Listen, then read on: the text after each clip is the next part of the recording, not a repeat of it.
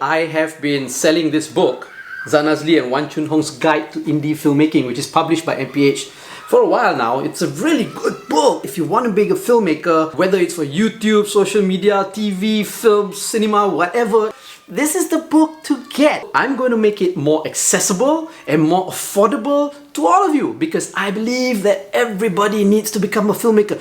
The more filmmakers we have in the world, I think this world will be a better place to live in. Now it's available as an electronic book download on my website. I'm going to link it here. It's really cheap, it's really affordable. It's only 5 ringgit if you want to get the ebook version. Okay, 5 ringgit. It doesn't really cost much, right? It's just a little bit of something for me. I mean, it did take a lot of work to write.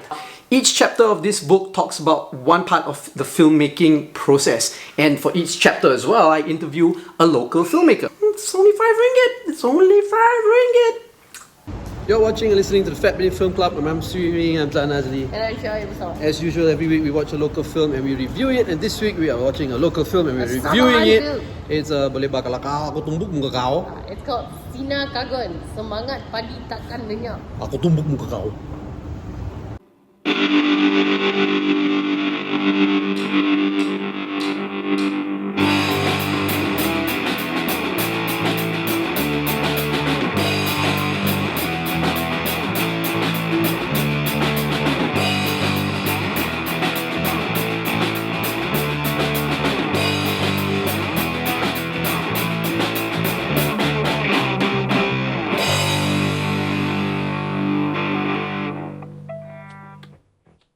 Okay, so we watched the film. What's the title? Sweet looking up. Sinakagon. Sinakagon. Boleh bakal aku tumbuk muka kau.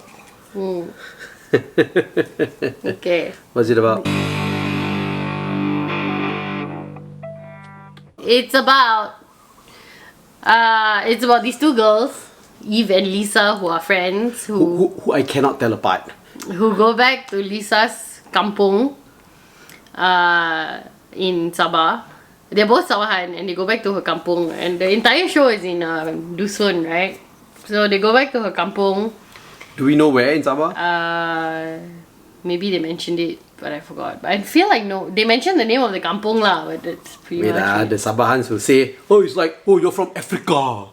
But where in Africa? No, I said it's somewhere in Sabah, right? It's not like I said somewhere in East Malaysia. Anyway, yeah, so they go back to the kampung and then like some bad things start happening, like livestock starts dying lah, their harvest is not good lah, and then it basically ties to the legend of Huminodun lah. So this girl, Eve, is apparently the last descendant of Huminodun, and there's like an evil spirit or entity that's trying to convince the Bobolian to kill her, sacrifice her, so that all of these hardships will be over. Do you feel the need that's the film. Do you feel the need to like explain what is a Huminodun, what is a Bobolian, why they celebrate keamatan? No, I'm from Semenanjung. Why should I be explaining all this to you? We watched the film. Oh, well, unless we didn't understand it, then the film didn't do its job. No, in I trying to create it. awareness. So the legend of Huminodun is basically like once upon a time, there was a village that was also going through all this kind of hardships lah, bad harvest year, basically. So like there was no harvest and everything. And Huminodun, who is the daughter of like these two people in the village, she said, I will sacrifice myself to break like the curse of the hardship. And so she sacrificed herself. Father killed her, and then the father was very sad, no? Yeah, and then she sacrificed herself, and then the next year there was like bountiful harvest. But there's like all these things that you have to do, which is all the things that they do during Kamatan lah. And that's also why they celebrate like Kamatan. And the Undok Nadau pageant is supposed to be like a representation of Huminodun. So this girl Eve is actually this year's in the show lah. This year's Undut Nadao. At the state level, because there are many people who are like the Gundu Gadau. Undut Nadao. Okay, sorry. There are many like from the small kampungs to the so anyway, so she's this year's state level. So like MSSN like that lah. So basically she's so does she get sacrificed? Does she not get sacrificed? That's basically the show. That's basically the show. How do we feel about the show? First of all, I feel like the show, every second of the show was half a pace too slow. Like, you know how people do things naturally, right? Like when you go back to a kampung, for example, and you go into the house and you call your father, and then your father comes out and, oh, you reached already, whatever, right? It all happens like very like naturally, you know, like opening the door, for example, is a very natural movement. This one open the door takes like 30 seconds. Deliberate. And then step into the house and look at the wall, 30 seconds. And then call the father, another 30 seconds. Turning to look at the wall is also 30 seconds. Then when eye contact with the father, another 1 minute. It's too the pacing of every single action made the entire film very unnatural. And it was so boring. Which was painful. And then that was one. The second thing was the sound. Like it's that I want to say amateur filmmaker mistake, but that sounds kind of pretentious.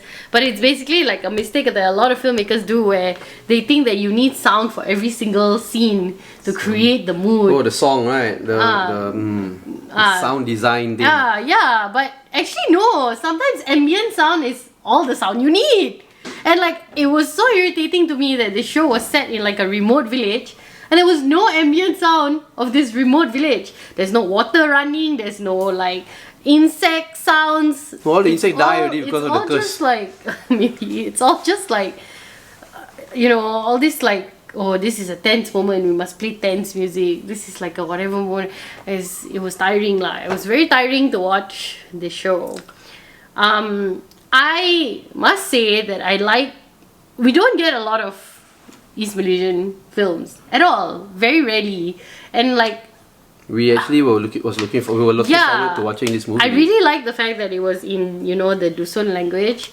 I thought that it had so much appeal in terms of originality, but before we went to watch the show, also we were saying like, we were already talking like about how it has to, if you're going to release it nationwide, it kind of needs to still appeal to the masses, even if it's a show. So you need to kind of thread that line, where you make this show that is very original and very authentic to your story, to your culture, to your people, to your community, but it also needs to be able to appeal to the masses, which would have been done in terms of like style, acting, blah blah. But it didn't have that lah. It lacked that. So I like the fact that they showcased. It's a very Sabahan story. It's very specific, I think, very site specific, very colloquial even. But the direction was bad, the pacing was bad, and the overall just design of it was kind of bad. So points for originality, but it still needs a little bit more work. I give no points for originality because I don't think it's original. Look, you watch any film from anywhere in the world, when they talk about indigenous tribes and all that, right? What's the storyline? Yeah, the culture, the animistic religion, the beliefs, and almost always it's about some harvest thing, right? Which is not wrong. Right? Because I think that is what will give it its universal appeal. So you can be you heard of the term glocal, right? Last time, like 20 years ago, they were going on and on about the term glocal. You go local to be global. And I think like the story, the theme and all that can actually be very universal globally. Not just it's Menanjung or the rest of Malaysia or whatever, right? Yeah. But actually globally. But it was just boring. They just crafted a very boring story. It's great. I mean, like you said, I'm looking forward to watch a Dusun language, films from Sabah. We rarely get to see these kind of films. It was boring It was so boring. Yeah, that's all I can say. It's boring because I know that they want to kind of like make the culture more visible, and that's great. But boring. It's just boring. Yeah, it just needed to be done better lah. Yeah. That's it. That's basically how we can say it. It's that being said, it's actually in its second week in the cinema. Yeah. With 5 showings a day. But not many cinemas, right? This Mid Valley is the only cinema showing it in Semenanjung now. Semenanjung, the whole of Semenanjung. In KL, I think. The rest of Semenanjung, I'm not sure. But I feel like in Semenanjung, maybe. I'm sure they're showing a lot in Sabah, around Sabah, right? Yeah. Yeah. So I think it's kind of in a way holding its own. Maybe people are curious. Maybe all the Sabahans who are not living in Sabah. No, correct. Mid Valley is the only place that is showing it in the whole of Semenanjung. But still 5-6 showings lah. Yeah. Which is more than we can say for a lot of the films that come out in its second week. So it's still kind of doing kind of okay. Would you tell people to go and watch it? Yeah. You may find it surprising that I find it boring, but still I would tell people to go watch it because it's something you rarely see. It's a language, I mean for Semenanjung people lah, alright? For the rest of Malaysia, it's a language that you really listen to, you get to listen to, even the setting and the people and all that. This may be exoticizing it, but I want to see something that I rarely see. So I think if you have not been exposed to like different cultures from other parts of Malaysia, I think you should go watch it. Although be prepared to be bored lah. Just try to catch other things from the film than the story lah. Yeah, I would also say go watch it. I didn't hate it.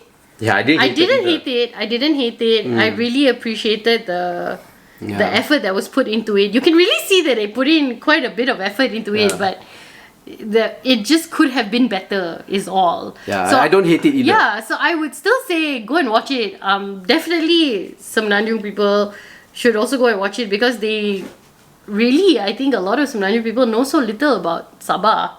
And a lot of the Semenanjung people I speak to think that Sabah is either KK or Sempurna. the islands They or are the Sempurna. islands. And then right now it's the Sulu lah. Yeah, and then that's it. No, not the Sulu, the Baja lah. And even the Baja Laut thing also, and like I don't really think a lot of the Semenanjung people understand what that's really about, because it's been going on for so long. Yeah. I personally love Sabah very much. I haven't been to all of it, but we did go to quite a number of places where we were bringing one of our Sabahan films that was directed by a Sabahan director. And we go to Sabah a lot lah. Sabah is Not just just such for a work, great, for holiday, it's just such a it's such a great part of Malaysia that I feel is really understated lah. Even though things are really expensive in Sabah now.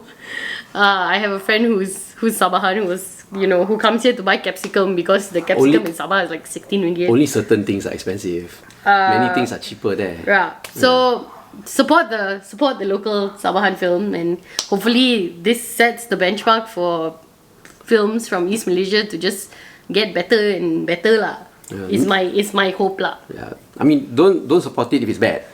I'm not telling you to watch it because it's bad or good or whatever. Watch it because it's rare, but it's still boring. But we don't hate it. Yeah. Yeah. So go watch it and let us know what you think. Yeah. Any Sabahans out there want to let us know what you think? Like this video? Like this video, don't like this video, subscribe. Follow us on all our social media platforms at Bidin, or go to fatbidin.com to get everything. You've been watching and listening to the Bidin Film Club. I'm assuming I'm Zan Azli. And I'm Shirley Ustawan.